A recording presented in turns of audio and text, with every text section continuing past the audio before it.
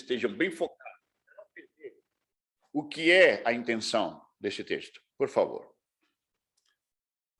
A primeira coisa que nós podemos ver é que, quando se fala de figueira, a figueira era uma árvore frutal muito comum na Palestina. Ela sempre foi uma árvore bem desde sempre, né, conhecida. E se vocês se lembram, lá em Gênesis capítulo 3, versículo 7, vocês vão ver que é a primeira árvore, é o primeiro fruto, árvore frutal, que é mencionada na Bíblia. Quando Adão e Eva pecaram, né, dizem que eles prepararam folhas de figueira para se cobrir, por sentir-se envergonhado da sua condição, porque seus olhos foram abertos. É interessante também notar esse elemento. Outra coisa interessante com a figueira, não é algo exclusivo, porque existe certas figueiras que dão fruto uma vez por ano, mas o comum, a mais conhecida, é a figueira que dá frutos 2 vezes por ano. Não falam do fruto temporão e também está o fruto tardio, que dá nos 2 diferentes semestres do ano, esse tipo de fruto. E eu quero mencionar alguma coisa sobre isso para vocês, que é o seguinte. O texto, eu quero chamar a atenção para o versículo 13, que o versículo 13 diz que Jesus viu de longe uma figueira com folhas. Ele viu uma figueira com folhas e se aproximou para encontrar fruto na figueira, mas não achou, porque não era tempo, olha bem, não era estação de figos. E quando fala que não era tempo, a palavra tempo aqui é kairos, que quer dizer o tempo de Deus, o tempo determinado por Deus para que as coisas aconteçam na criação. E ele não achou fruto. Alguém poderia dizer, olha, que tem que ver esse texto? É estranho esse texto. E, na verdade, queridos, é um texto complexo. É um texto controversial, é um texto que tem sido objeto de interpretação variadas. Inclusive, existem 3 posicionamentos interpretativos desse texto. E essa interpretação desse texto, hoje, na teologia, ela está vinculada à data, à estação, o momento do ano em que a figueira dá o fruto. Vocês vão entender melhor à medida que avançamos. Mas, antes disso, quero mencionar para vocês algo também curioso com respeito à figueira, que talvez você não sabia. A figueira, ela dá, primeiramente, seu fruto temporão, depois vem seu fruto tardio. Mas quando a figueira começa, olha bem, chega a estação do fruto, a primeira coisa que aparece na figueira é a flor. Flor. E essa flor, olha bem, essa flor, com o tempo, ela se converte no figo. Em realidade, o figo é uma flor.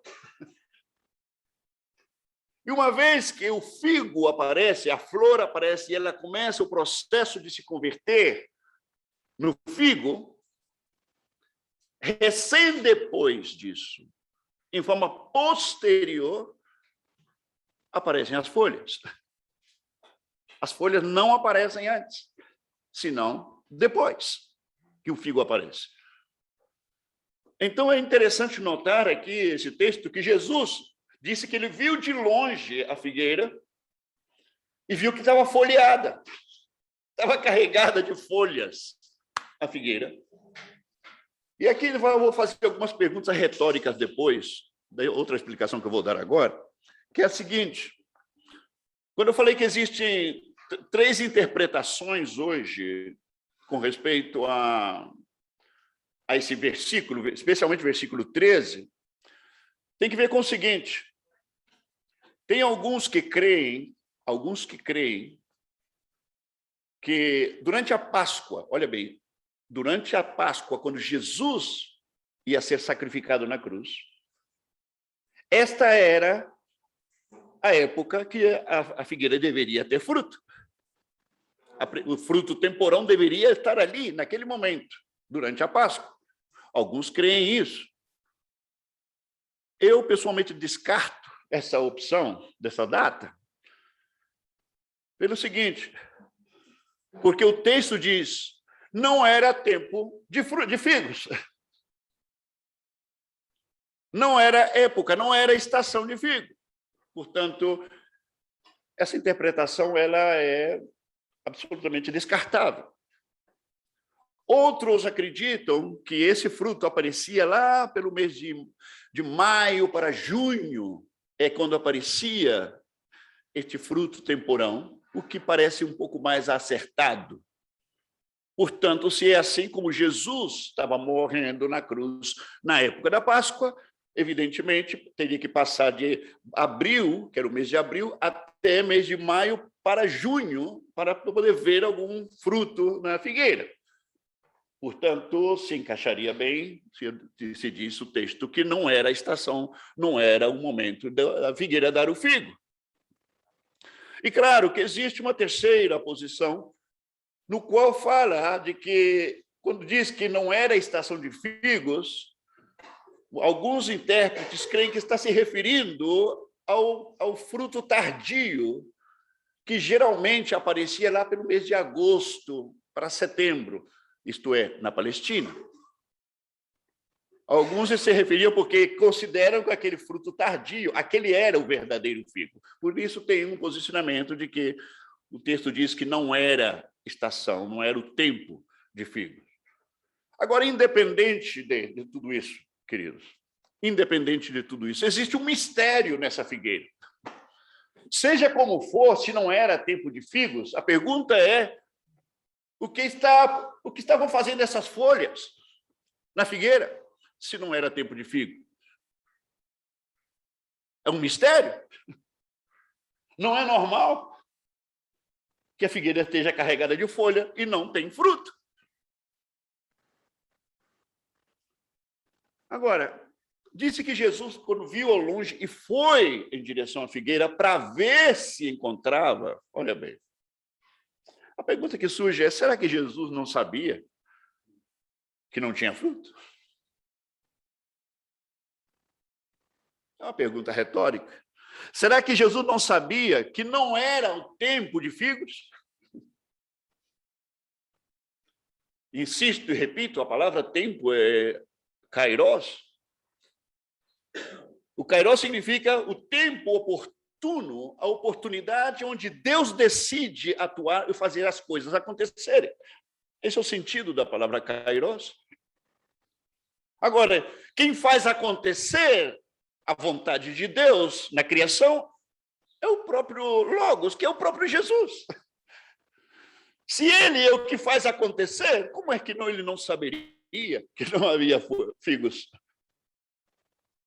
Por que, então, se ele sabia que não havia figos, por que ele foi até a figueira? Se essas perguntas não têm uma resposta lógica, ou não há resposta bíblica, nós temos que crer o seguinte, que a intenção de Jesus era outra, ao ir até essa figueira. Jesus tinha um propósito de ir a essa figueira, ainda sabendo a condição dessa figueira. Talvez ele tinha uma lição que está ensinando aos seus discípulos para poder fazer essa visita nessa figueira sem fruto.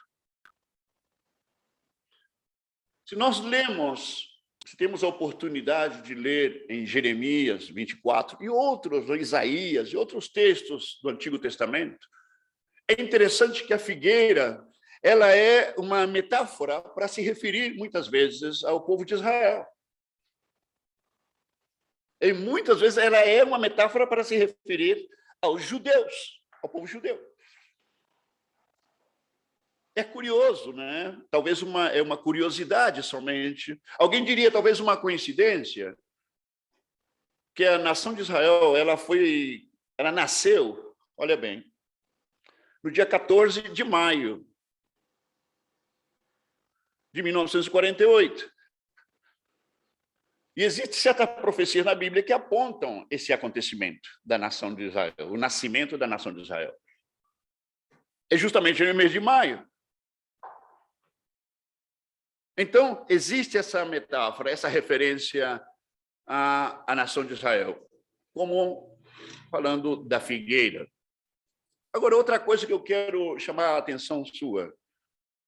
Se você abre sua Bíblia e se você está lendo o seu texto, você pode notar que antes do acontecimento dessa figueira, antes do acontecimento, o texto que vem antes, o que está falando é da entrada triunfal de Jesus em Jerusalém.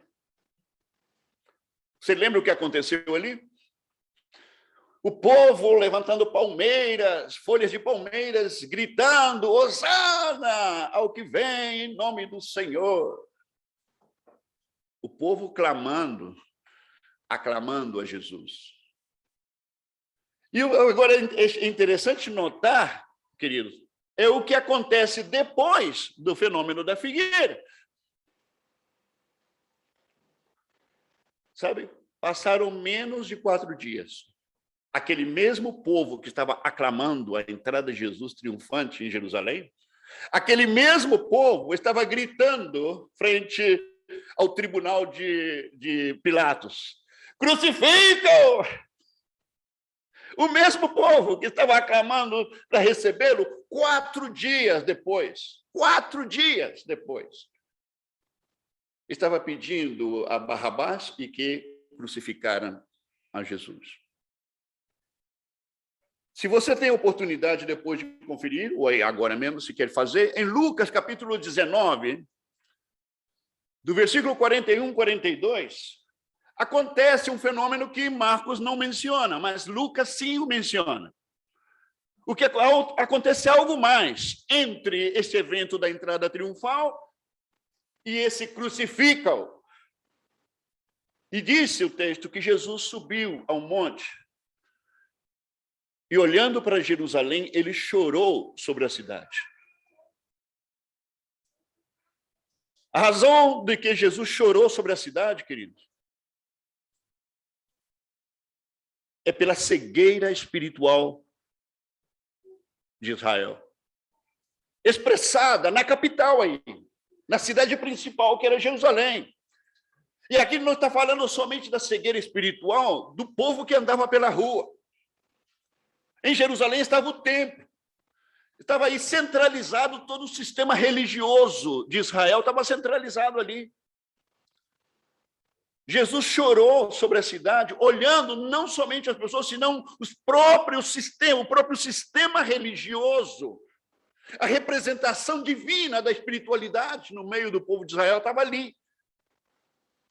E quando Jesus fala da cegueira espiritual, está fazendo referência especialmente ao sistema religioso estabelecido naquela cidade. E Jesus disse: se você soubesse, Jerusalém, se você soubesse o que é hoje para a tua paz. Se você entendesse, Jerusalém, se pudesse pelo menos compreender quem sou eu. Se você pudesse compreender o que vai acontecer agora, dentro de poucos dias. E Jesus disse: mas agora, seus olhos estão cegados. Seus olhos estão cegados. O povo judeu, eles tinham, naquela época, queridos, a verdadeira religião. A única religião dada por Deus a um povo era a religião judaica. Eles tinham uma verdadeira religião. Mas, ao mesmo tempo, eles se consideravam como algo exclusivo para Deus. Uma das coisas a qual o povo judeu tem sido perseguido na história é pelo fenômeno chamado etnocentrismo, que quer dizer, nós somos e nós acontecemos. Nós somos Elohim, Adonai, El Shaddai, ele é nosso e nós somos dele, para ninguém mais. Eles cegamente esqueceram o mandamento de Deus, de que eles foram estabelecidos e escolhidos, entre outras coisas, para ser luz, olha bem, para ser luz para as nações, para pudessem transmitir o que Deus tinha manifestado a eles, para os gentios, para os pagãos. Mas eles não fizeram isso. Retiveram tudo aquilo que eles tinham recebido para eles. E nasceu, querido, olha bem, nasceu um zelo tremendo pelo sistema religioso, pelas leis, pelas normas da religião deles. E isso dura até o dia de hoje, pelo menos para aqueles que praticam, não é? Mas ela tem um problema, queridos. Sabe o que Jesus estava vendo ali quando chorou sobre Jerusalém? Ele viu a figueira carregada de folhas. Sabe o que representa essa figueira com folhas? Aparência. Hipocrisia. Tenta mostrar uma coisa que não é e tenta mostrar uma coisa que não tem, que é fruto.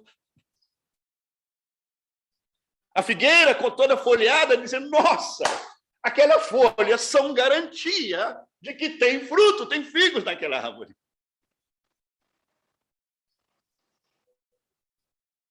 Jesus sabia. Jesus sabia. É por isso que depois, se você segue lendo a história, disse que os discípulos passaram no outro dia, encontraram a figueira estava seca. Eles falaram, Jesus amaldiçoou a figueira. E qual era o problema da figueira, queridos? Hipocrisia e aparência. Querer mostrar uma coisa, querer mostrar que está tudo certo, mas em realidade não tem fruto. Está vazio por dentro. Esta é a lição. Esta é a lição que aparece aqui. Ademais. Outra coisa, queridos, o que o sistema fez, que é claramente evidenciado e denunciado pelo próprio Jesus em sua época. Que aquele sistema religioso que foi dado por Deus, agora estava sobrecarregado, olha bem, de tradições. Sobrecarregado de crenças inventadas pelos responsáveis pelo sistema religioso. E o povo, sabe o que acontecia com o povo? Ele acreditava que tudo aquilo que aqueles homens ensinavam era de Deus. Até que Jesus aparece e é o primeiro que aparece e denuncia a falsidade.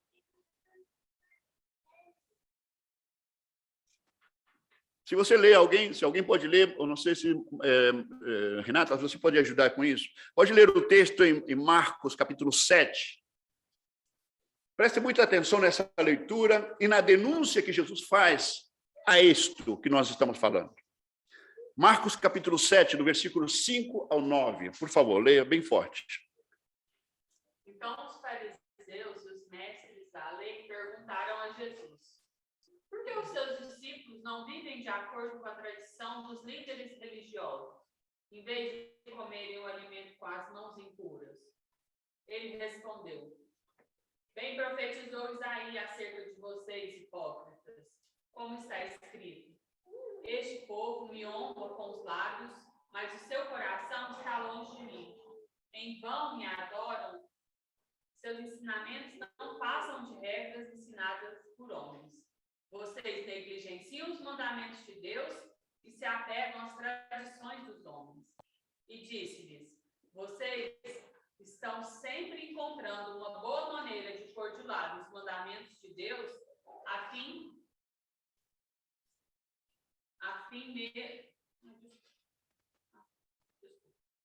Vocês estão sempre encontrando uma boa maneira de pôr de lado os mandamentos de Deus, a fim de obedecerem às suas tradições. Por que seus discípulos não obedecem às tradições dos anciãos? Olha a pergunta deles. E olha para quem estavam dizendo isso. As folhas, queridos. As tradições dos homens na religião judaica, que não eram poucas, eram infinitas as tradições. Elas sufocaram a verdade. Elas sufocaram a palavra de Deus. E chegou num ponto de tal de cegueira que começavam a dar mais valor às tradições, às crenças, os misticismos, que é a verdade, a palavra de Deus. Porque a palavra de Deus, querido, confronta o homem. As tradições do homem são cargas e pesos que são colocados sobre as pessoas. Mas porque são cegos também. Cegos guiando cegos. As pessoas não sabem.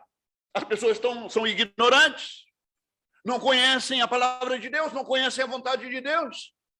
E passam a vida crendo que aquilo era de Deus. Até que aparece o próprio Deus dizendo, isso não é de Deus. Isso não é de Deus. E está atacando agora, parece Jesus atacando as coisas sagradas para o povo judeu, para os líderes judeus. Que tremendo! Com certeza, eles acumularam várias coisas que Jesus denunciou para finalmente buscar uma desculpa para levá-lo à cruz, ainda que sabemos que foi plano de Deus que Cristo morresse na cruz. Mas isso não tira a culpa daquele povo de ter maquinado e acumulado razões para poder levar Jesus à cruz. E tudo isso para defender o quê? Um sistema religioso, uma figueira carregada de folhas, mas não serve para nada. Não serve para nada.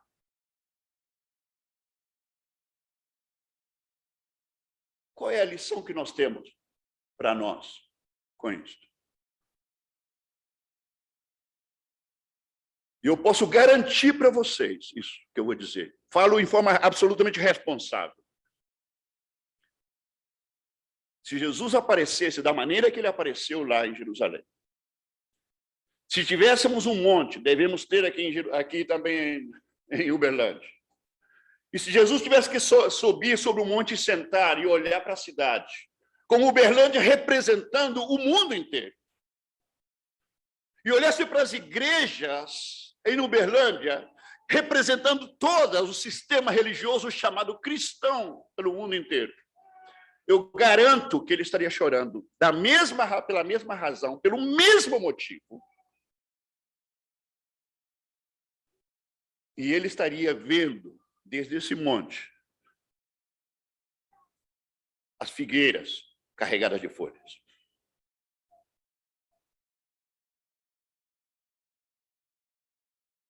Quantas vezes nós temos falado disso?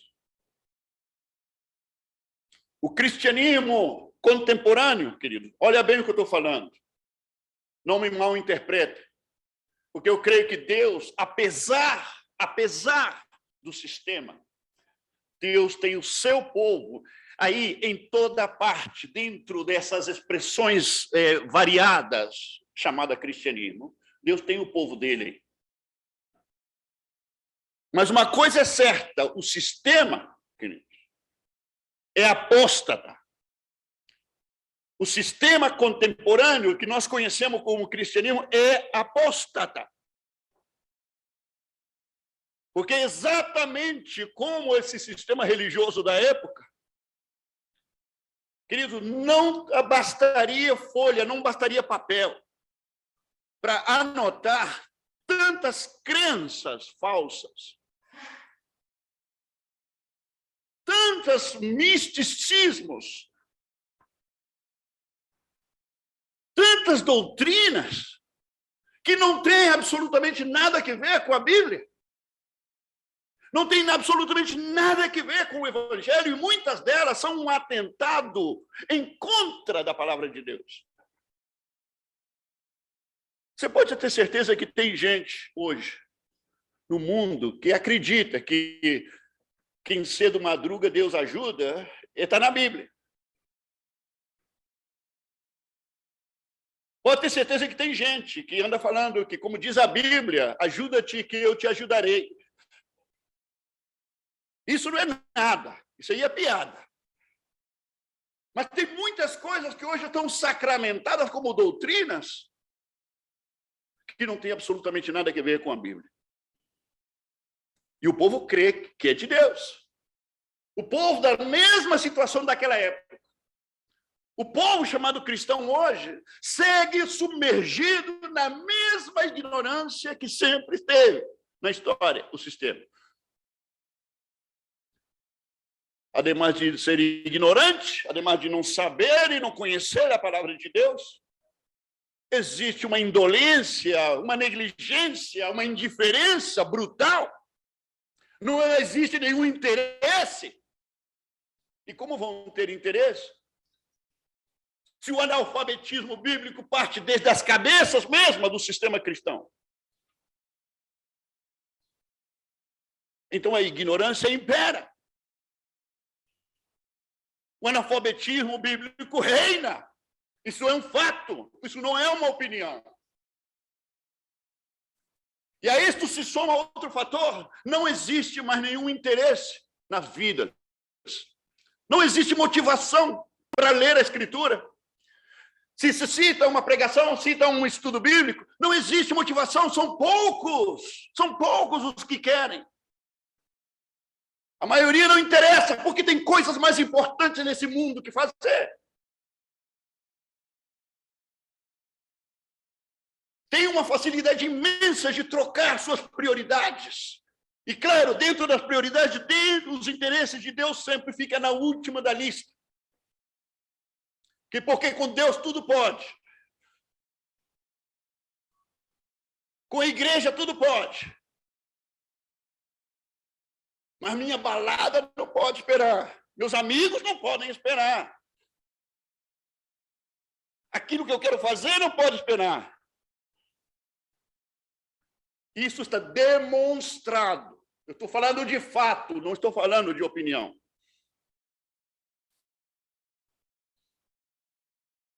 Queridos, é grave o problema. Quando falamos de uma geração apóstata, o que eu estou falando é que o sistema chamado cristianismo não representa em nada a Escritura. Deus, na sua misericórdia, tem feito intervenção nesse sistema em sua diversidade. E Deus tem buscado aqueles que são seus dentro desses lugares. E aqueles que são seus estão ali, rodeados de perigo, rodeados de heresias, rodeados de crenças falsas. Estão aí rodeados de mentiras inventadas como se fossem coisas sagradas. Se nós partimos pela expressão, pela forma, se partimos falar somente da forma, querido, até a forma está tudo errado. Está tudo errado, a forma. E o pior de tudo, que confirma essa geração apóstata. O evangelho vai minguando, vai minguando, vai minguando. A obra de Cristo na cruz do Calvário vai minguando e segue minguando e perdendo-se cada vez mais o interesse. Já não é mais a mensagem nos púlpitos. Tem muitas outras coisas que ocupam lugar, segundo eles, que são importantes, o qual fica demonstrado que não conhecem a natureza do Evangelho de Cristo. Não conhecem. Porque se conhecesse, a história seria outra. Quantas pessoas, queridos, hoje, quantos que participam desse sistema?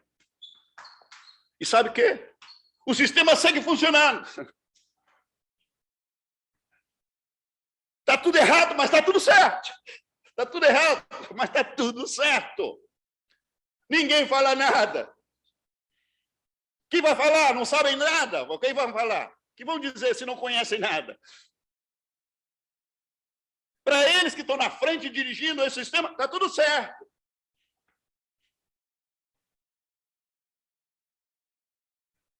Está tudo certo. O assunto é manter o sistema. O assunto é seguir mostrando folhas verdes e bonitas. Enquanto eu estiver mostrando folhas verdes e bonitas, ninguém vai falar nada. Tudo certo. E isso se traduz nas vidas individuais. E esse é um chamado para você, meu irmão. Para nós que estamos aqui, para os que estão conectados, para mim, é um chamado. O que é que nós estamos vivendo? Muitas vezes, estamos carregando pecados, não temos a nossa vida resolvida com Deus, seguimos arrastando coisas, seguimos quebrando princípios de Deus, seguimos violando a palavra de Deus, e seguimos, mas está tudo certo. Vou lá no culto no domingo, está tudo resolvido. Sabe o quê? Não existe nenhuma diferença. Nenhuma diferença da época de Cristo. Quantas vezes você já tem ouvido nós falarmos? O evangelho não é para qualquer um. O evangelho não é para covardes. O evangelho não é para religioso. O religioso adora a religião. Porque o ser humano é um bicho religioso por natureza. E ele sempre vai amar mais a religião que a verdade. A religião vai ser mais importante que a verdade. Sempre vai ser assim. Porque a religião permite mostrar folhas. A religião permite você transmitir uma imagem de que está tudo certo. Que você é um bom cristão. Mas que passa com a ética. Que passa com o evangelho vivenciado na sua vida, no seu coração. O que é que passa pela sua mente? O que é que teu coração quer? O que é que teu coração anda buscando? Se tornou normal seguir pecando, e depois chegamos e pedimos, Deus, perdoa aí, tá? E tá tudo certo, e seguimos levando o barco. Porque essa é a realidade, isso é fato, isso não é opinião. Até quando vai durar isso? Quando vai mudar isso? Sabe o quê? Nunca. A não ser que Deus tenha misericórdia. O evangelho quebra a sua vida.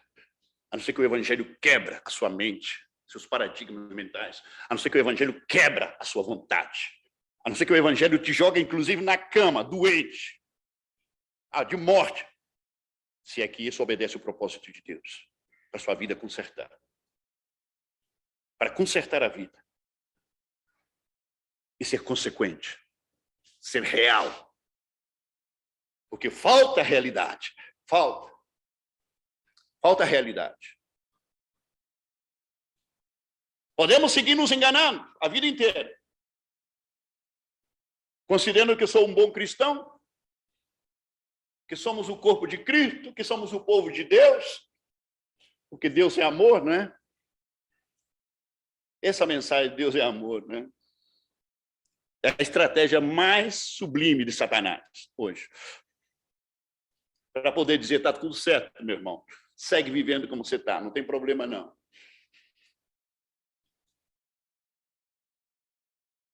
Queridos, os tempos são complicados. Os tempos são complicados. Esta epidemia tem deixado em evidência muitas coisas do que passa nas igrejas hoje. Esta epidemia tem sido usada para deixar em evidência o que está no coração das pessoas. E muitos que se chamam irmãos também. Onde estão suas vidas? Onde estão suas prioridades? Onde está o seu coração? Se existe uma realidade hoje, é que aqueles que creem que são de verdade, ou que se encontram em problemas hoje, existe um chamado e existe uma advertência da parte de Deus. Arrependa-se. Arrependa-se da vida que tem levado. Arrependa-se da sua negligência. Arrependa-se da superficialidade. Porque se hoje, olha bem o que eu vou dizer, porque aqueles que são verdadeiramente, queridos, eles não perderam a paixão pela cruz de Cristo. Eles seguem apaixonados pela cruz. Eles seguem apaixonados, tremem quando Deus fala, tremem quando tem que tomar as escrituras na mão,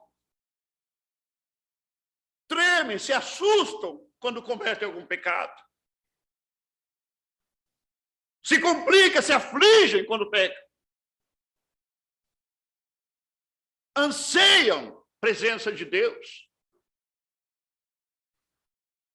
anelam a comunhão, a intimidade, querem conhecer mais de Deus, não se conformam e querem mais.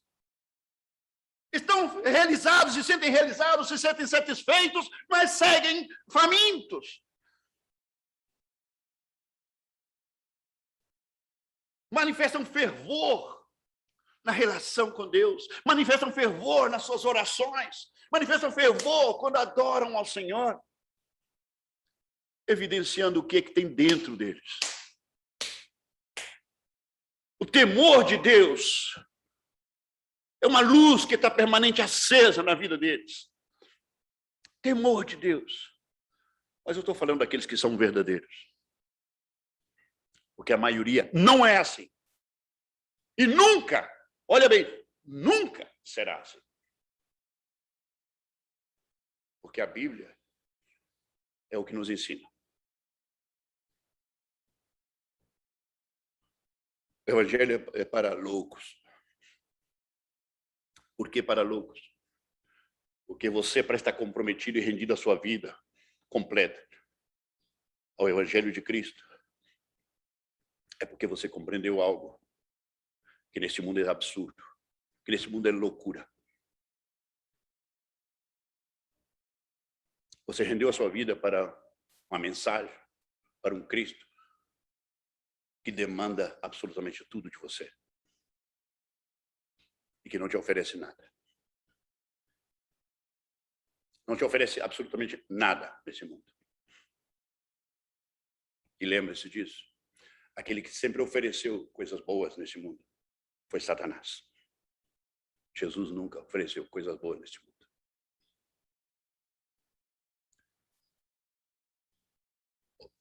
Anteontem, eu vi um vídeo que me assombrou, de verdade me assombrou. Na Colômbia, algumas igrejas na Colômbia, igrejas completas, começaram a se converter ao judaísmo. E eu não estou falando que são cristãos messiânicos, não estou falando isso. Porque existem essas igrejas cristãs que tomaram um posicionamento messiânico. O que quer dizer? Eles creem que Jesus de Nazaré é o Messias prometido na Bíblia. E adotam certas práticas judaicas nos seus cultos. Isso está pelo mundo inteiro, afora. Eu não quero entrar no mérito, saber se está certo, se está errado aqui. Tem coisas que eu questiono, logicamente. Mas eu estou falando de uma conversão de igrejas cristãs a uma prática completa do judaísmo, onde todos têm que estar com as vestimentas de Israel, com o quipá na cabeça, o talit, tem que estar com as filactérias dando volta nos seus braços, as caixinhas, né, dos mandamentos que aparecem na testa, e fazendo as suas orações segundo o ritmo do coração, né, que fazem sempre frente ao muro de Jerusalém, nos cultos estão fazendo tudo isso e carregando a Torá, e pior que todas as coisas, renegam, eles negam que Cristo, Jesus Cristo, o Jesus Cristo que nós cremos, seja o Messias. Porque para o povo judeu, Cristo é um bastardo. O Cristo que é do Cristo do verdadeiro cristão é considerado pelo judaísmo como um judeu bastardo. Tanto que Jesus, quando teve uma confrontação com eles, você vai ler nos evangelhos isso. Eles falam, não, nós não somos filhos de prostituição, como alguns. Somos filhos de Abraão. E Jesus diz, o pai de vocês é Satanás. Jesus falou com eles.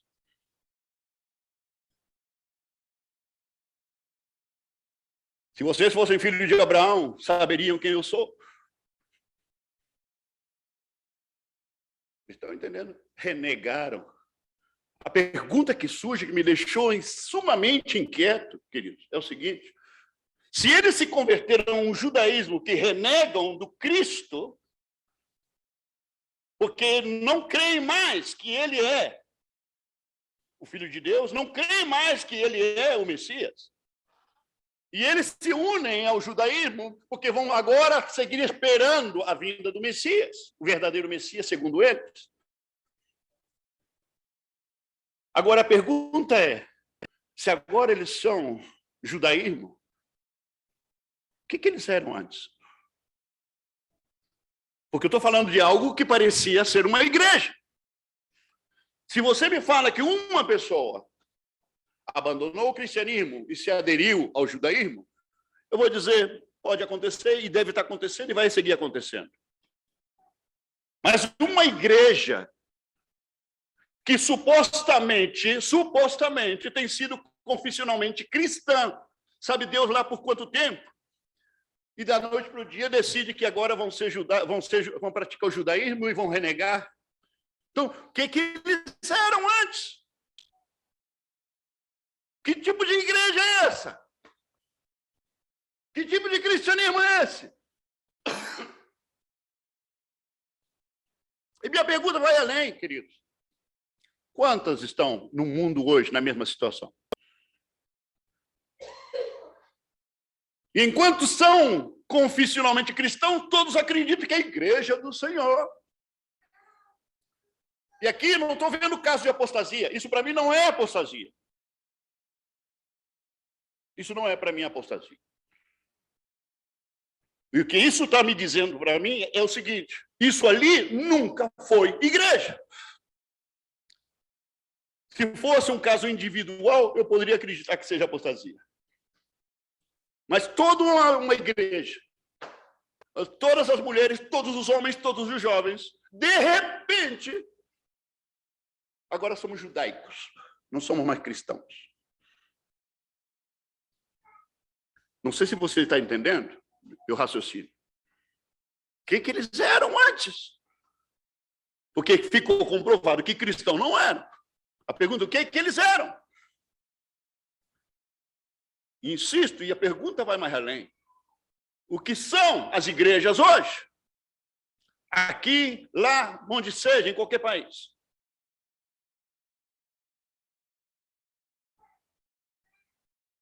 A situação é muito mais grave do que nós imaginamos. É muito mais grave. E o preocupante, queridos, e isso é um chamado, é uma palavra profética para nós como igreja, e também para todos, na verdade. Porque esse sistema religioso reflete o que as vidas das pessoas são. E eu quero concluir essa mensagem com isso, chamado: como está sua vida? Carregada de folhas?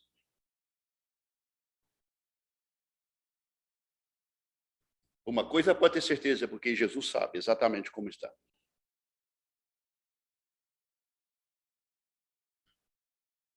E as consequências não serão nada bonitas.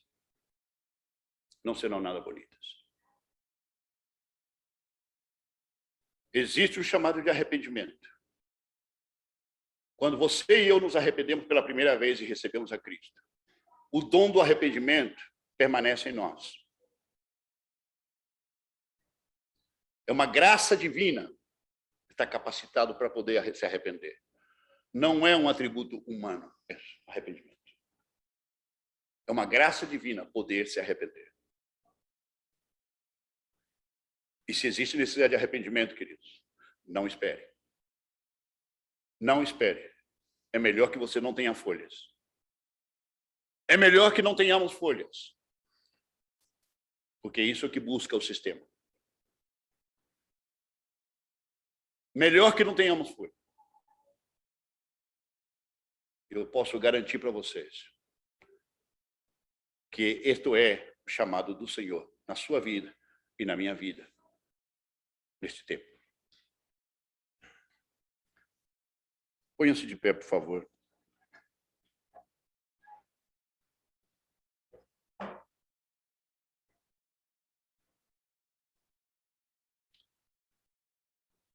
Senhor,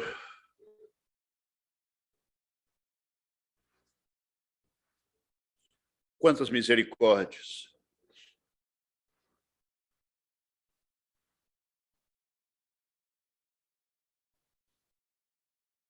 Que terrível a situação, Senhor.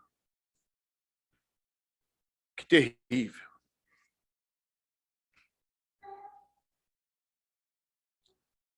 Sabemos que o mundo vai de mal em pior e as coisas não vão melhorar.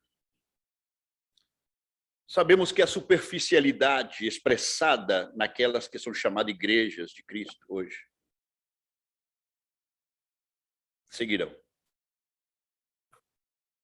Sabemos que a falta de paixão pela tua palavra, pelo teu evangelho, a indiferença vai seguir, nós sabemos.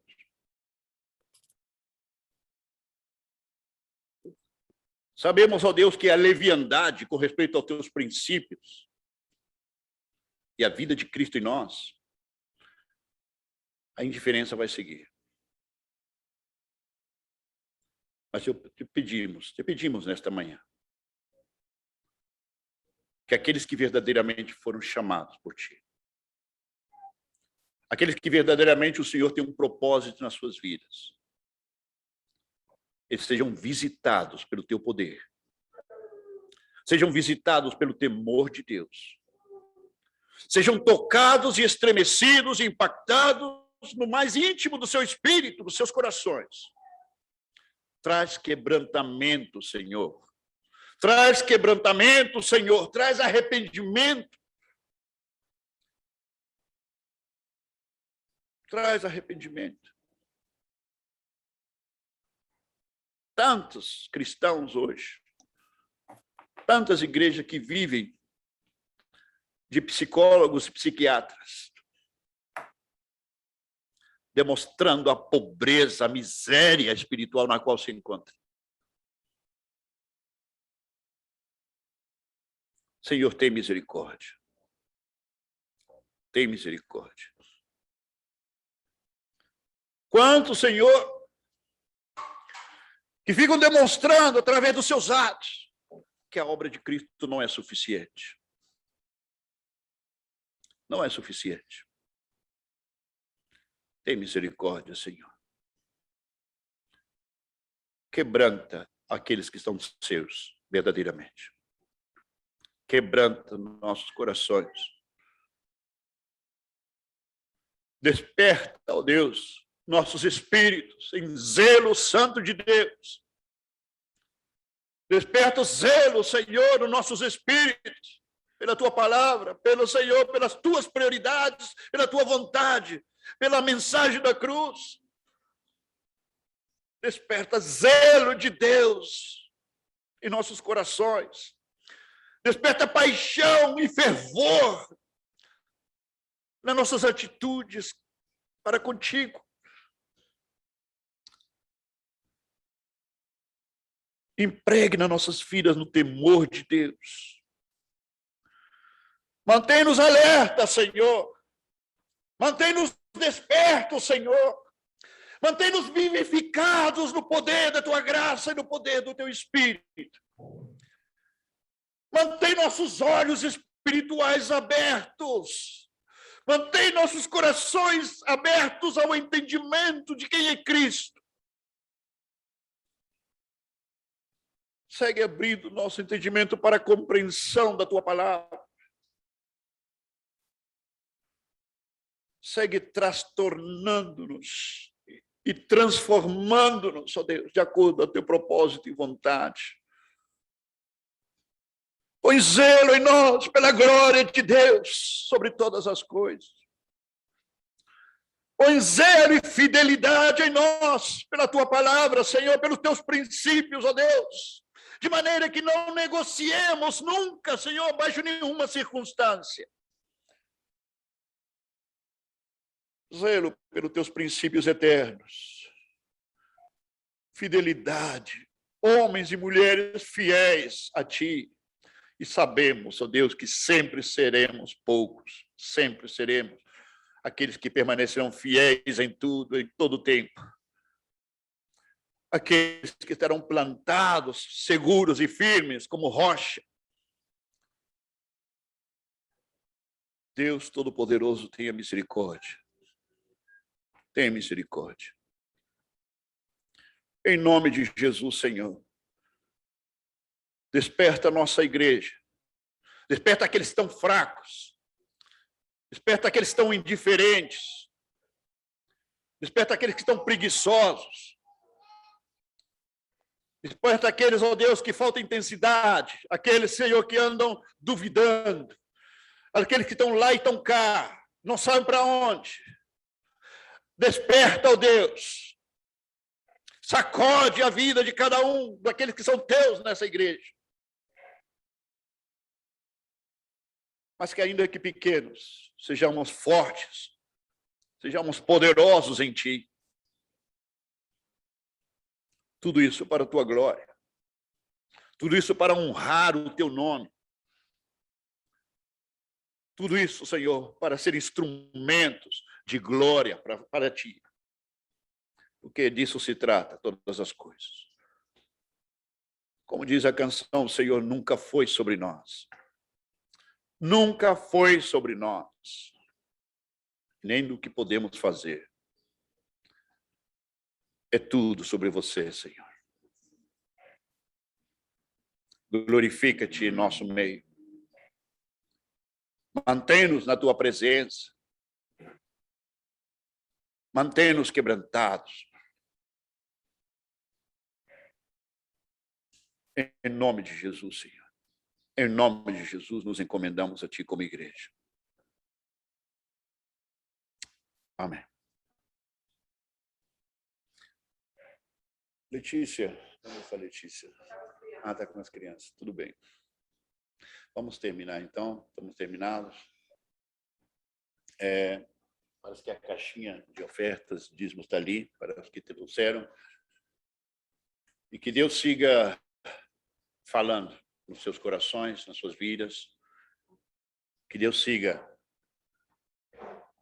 arrebatando-nos para Ele. Um abraço a todos os nossos irmãos na distância. Marcos, Petra, Rosângela, Haroldo. Esperamos que o Haroldo melhore logo. Rosângela. Sim. Valnice, lá em Cachoeira do Campo. Seu Pedro, senhora Elza. Um abraço. Seguimos com saudades. Maria Ávila também. A Cristel. Um abraço, filha. E a Yara também com as suas meninas. Um abraço, Yara. Gostaríamos de logo poder ver todos vocês presencialmente. Que Deus siga abençoando e tenha um excelente domingo todos vocês. Estão despedidos, queridos. Está despedido, sem direito a salário.